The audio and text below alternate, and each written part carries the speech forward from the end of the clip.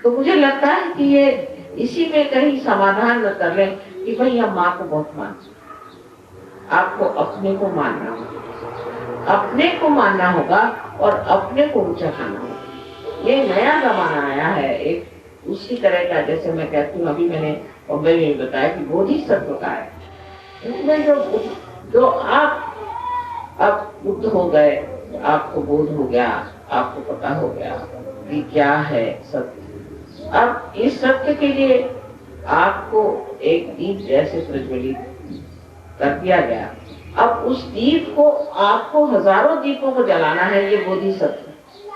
अगर ये कार्य आप नहीं कर सकते हैं तो आपके लिए, हमारे लिए तो एक कार्य सारी मेहनत की, क्योंकि हम जो है सो हमको प्यार करने से क्या विशेष है। अच्छा लगता होगा तो हम माँ को प्यार करते हैं, हमें भी अच्छा लगता है, ठीक है, किंतु मैं आपकी दिशा में नहीं करती। माँ को प्यार, मुझे आप लोगों को प्यार से इतना हो मेरा एकदम जी भरा है और कुछ बोलना चाहती तो बोल ही नहीं पाई। लेकिन इससे आगे जो स्थिति है वो ये है कि प्रसन्नता से भी आगे एक चीज होती है जिसे हम कहते हैं कि बिल्कुल निरानंद, और निरानंद तभी होगा आपके माँ को जब वो देखेंगे कि मेरे बच्चों ने मुझसे भी ज्यादा काम, मुझसे भी ज्यादा उनको शक्ति मिल जाए। माँ तो यही चाहती कि बच्चे हमसे भी ज्यादा शक्तिशाली हो, और ये ऐसे छोटी छोटी चीजों में जो अटके हुए हम लोग हैं इसको छोड़ना। और ये भक्ति में ऐसा नहीं है, महाराष्ट्र में तो बहुत ज्यादा है, और भी लोगों में मैं देखती हूँ कि इसी प्रकार एक छोटी छोटी चीजों में हम लोग अटके हुए। इसको तो मैं कुसंस्कारी कहती हूँ। अच्छे संस्कार होते हैं कि शादी के वो एकदम दिल खोल देते और फूल की तरह महकने लग जाता है। अब दूसरी बात जो है महासरस्वती की यह है कि कार्यान्वित हो। महासरस्वती कार्य में आप कार्यान्वित हो, महाकाली तत्व में आप अवसर करते हैं, लेते हैं, उसको अपनाते हैं। लेकिन वहाँ सरस्वती में आप जो है कार्यान्वित, महाकाली में आप इच्छा करते हैं, उस पे सृजन भी कर सकते हैं, इच्छा करते हैं कि ये होना चाहिए, मैं ये चाहता हूँ, मैं वो चाहता हूँ, मुझे ये पसंद है, मुझे वो पसंद है। किंतु उसको कार्यान्वित करने का कार्य जो है वो महासरस्वती कार्य। आप कहेंगे माँ मैं चाहता हूँ कि सब चारे और फैल जाए, बहुत अच्छी बात, ये चाहत बहुत अच्छी आपकी, लेकिन इस मामले में आपने क्या किया? तो उस मामले में आपने कौन से कार्य किए? आप अपने ही बारे में तो सोच रहे हो कि भाई ऐसे होना चाहिए, वैसे होना चाहिए, और अपने बारे में वही प्रश्न है कि मेरा बाप ऐसा, मेरा बाप भाई वैसा है, उसकी बीमारी नहीं ठीक हुई, उसका फलाना नहीं ठीक हुआ, ठिकाना नहीं ठीक। तो आपके कौन से ऐसे कार्य किए हैं जिससे महासरस्वती का तत्व आपके अंदर पूरी तरह से प्रस्फुटित हो, या आप अपने सोचा से? हमने कितने लोगों को जागृति दी, हमने कितने लोगों को सहयोग के बारे में बताया।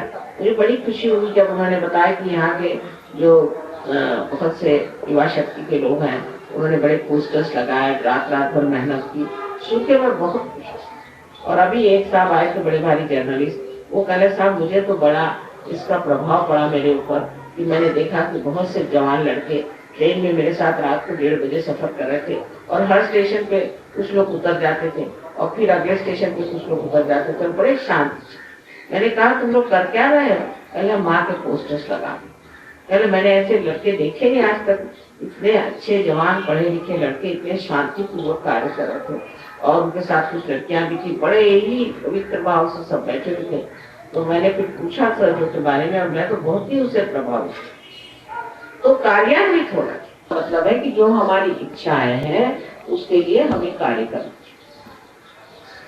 जो हम सोचते हैं उसको हम अपने कार्यक्रम में जोड़, ये हमें करके दिखाना है। नहीं तो सिर्फ हवाई बात रहेगी, हवा में ही सब चीज रहेगी कि मैं ये करना चाहता था, मैं वो करना चाहता था, ऐसा करना चाहता था। चाहत खत्म हो जाएगी जब आप कार्य में पड़े, तब आप जानेंगे कि वही चाहना चाहिए जो हो सकता है, और जो नहीं हो सकता है उसकी चाहत करने से वो दुर्दशा। और वही बात है कि हमारे यहाँ आजकल आप देखते हैं कि बहुत ज्यादा बेकार। अब यहाँ रईस लोग भी बहुत हैं और गरीब भी। अब रईस लोगों के प्रॉब्लम जब मैं सुनती हूँ तो मुझे लगता है इनका भी वही प्रॉब्लम है जो गरीबों कि वो कहते हैं कि देखिए माँ यहाँ पर बड़ा लेबर प्रॉब्लम और इसीलिए हमारी फैक्ट्रियां बंद हैं। अब रईसों को ये सोचना चाहिए कि लेबर जो है तुम्हारा अंग प्रत्यंग है, लेबर के बगैर आप कर तो सकते नहीं कुछ। आप तो हाथ भी नहीं चलाना चाहते, कुर्सी पे बैठे रहते हैं, मोटर से जाएंगे कुर्सी पे बैठे। आपने लेबर के लिए किया क्या? सिर्फ पैसे से नहीं होता।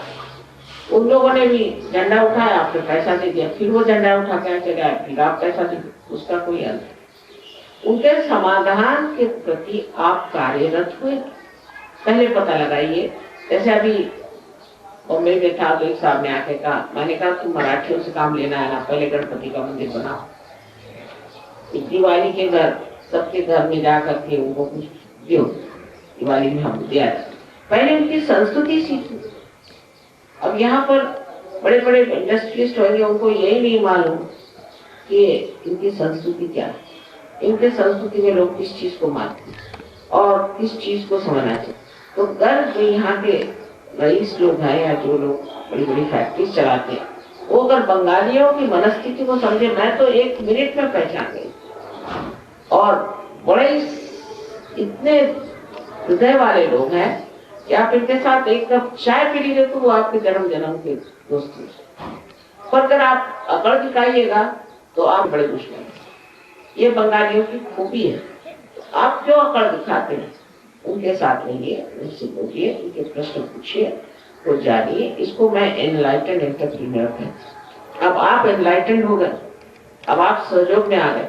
अब आपको चाहिए कि इनके घरों में जाकर देखिए इनको क्या प्रश्न है, इनको क्या आप जरा सी मदद कर दीजिए, वो आपके लिए जिंदगी भर के लिए मिलते हो गए। क्योंकि मैंने अपने स्वयं अनुभव में देखा कि हमारे पति जो ऑर्गेनाइजेशन चला रहे थे उसमें बड़े पहले प्रश्न थे। मैंने उनसे कहा कि इसकी एक फैमिली बनाओ और पहले उनकी स्टडी करो। कोई भी आए, कलकत्ते से भी यूनियन वाले आते तो घर में उनको ब्रेकफास्ट खिला देते, उनसे बात करना, उनसे पूछना कि तुम्हें क्या प्रश्न है, क्या है। फिर उनको घर के प्रश्न, मैंने कहा ये सॉल्व हो सकते हैं, आप अपने दफ्तर की तरफ से कुछ ऐसा इंतजाम कर दीजिए उनको घर मिल जाए, फिर ये हो जाए, फिर उनको बच्चों के पढ़ने के इंतजाम कर दीजिए। जरूरी नहीं कि उनको ऊपर उठा कर सके, क्योंकि इन लोगों को पैसा मिल जाए तो सीधे चाह जाएंगे शराब के गुस्से या 2-4 औरतें रखें, उससे कोई फायदा होने वाला है। पर उनकी अगर आप वाकई गहराई से उनकी मदद करें और उनके हृदय को समझे और सोचे कि ये हमारा अंग प्रत्यंग है, आपकी उसमें कोई ढोंग होना चाहिए, उसमें कोई झूठ बात होनी चाहिए, पर हृदय से आप ही सारा कार्य करें और उनको हृदय को जीत लीजिए, तो सारे आपके प्रश्न जो है छूट। ये देश इतना राम सुराम है कि यहाँ तो वर्षा होनी चाहिए लक्ष्मी, लेकिन यही बड़ा भारी प्रश्न है। यहाँ के लोग महासरस्वती पे नहीं उतरते हैं, सिर्फ सरस्वती तक ही सीमित है। महासरस्वती का तत्व जब आपने अपना लिया तो आप इस मामले में कार्य करें। इसके लिए जरूरी नहीं कि कोई आप 420 करिए, ढोंग करिए, कुछ करिए, अपने आप सब चीजें ठीक हो जाएगी, क्योंकि ऐसे भी आप सहयोगी हैं। सहयोगियों के सारे कार्य ऐसे ही सरल सहज हो जाते हैं, पर सहयोग के जो नियम है उसको जरूरी अपनाना पड़ता है। और उसमें से ये कि अपनी शुद्धता या अपनी जो एक दृष्टि है, इंडिविजुअलिज्म है, उसको छोड़ करके और फैलना और सब लोग उसका प्रसार करें।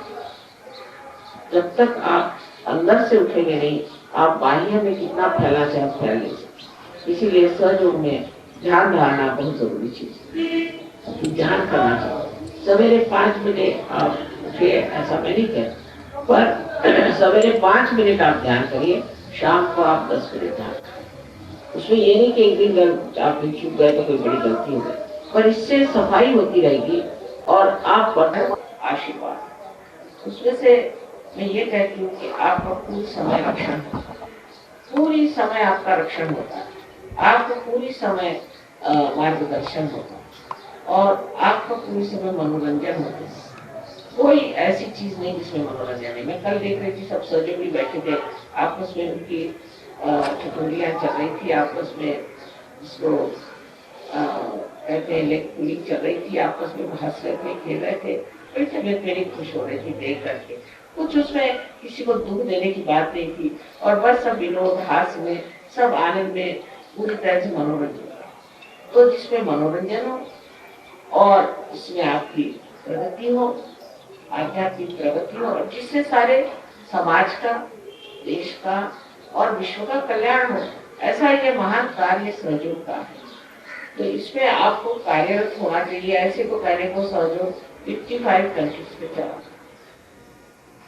और अभी भी जो तत्व है वो महासरस्वती के तत्व पे नहीं है। सब लोग जो है, अधिकतर लोग अब भी सोचते हैं कि माँ को प्यार करो, माँ की सेवा करो, हो गया, माँ के पूजा में लगे रहो। ये तो ठीक है, उससे थोड़ा बहुत लाभ होता ही है, इसमें शंका नहीं, लेकिन उससे असली लाभ नहीं होने वाला।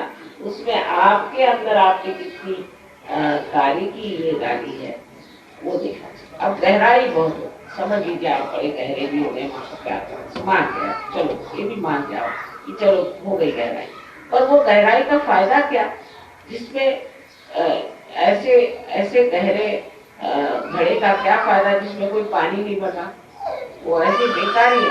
चाहे गहराई हो चाहे नहीं हो, उसका फायदा क्या, कोई फायदा नहीं। तो जिस चीज के लिए आपने गहराई बनाई है, उस गहराई का फायदा अगर उठाना है तो उसमें कार्यरत, नहीं तो अपने गहराई के ये जो सर्टिफिकेट्स है, इससे क्या फायदा होगा। उसे यह तो हो सकता है, ठीक है, अध्यात्म में लोग आपको बड़ा साधु बाबा मानेंगे, भाई आप बहुत बड़े आदमी हैं, आपसे बहुत चैतन्य की लहरियां बहती हैं, जैसे हम बैठे हैं, लेकिन हम तो कुछ करते नहीं, निष्क्रिय हैं, बेकार है। आपको तो कुछ करना चाहिए। अगर हम निष्क्रिय हैं तो क्या फायदा ऐसे जीवन का जो सिर्फ निष्क्रिय बना रहे हैं।